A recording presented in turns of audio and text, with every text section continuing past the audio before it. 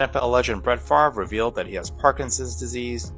Does this have anything to do with CTE or chronic traumatic encephalopathy? I am Internal Med Doc, a board-certified internal medicine physician and also a sports fan.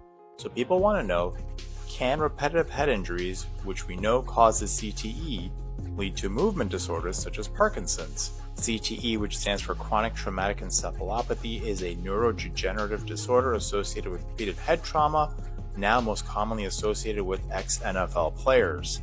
We know CTE is associated with a lot of cognitive issues, dementia, mood disorders like depression and anxiety, but can it lead to muscular disorders or neuromuscular disorders like Parkinson's?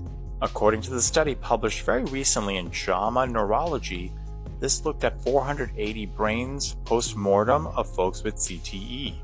So what did they find when they studied these cases of these patients with CTE? Well, they found that 25% of these patients had Parkinson's-like symptoms.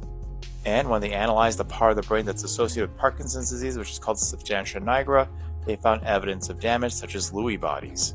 Now, I know this is only 480 or so patients, but the fact that 25% of them had Parkinson's-like symptoms and pathologic evidence of damage to the substantia nigra is very concerning.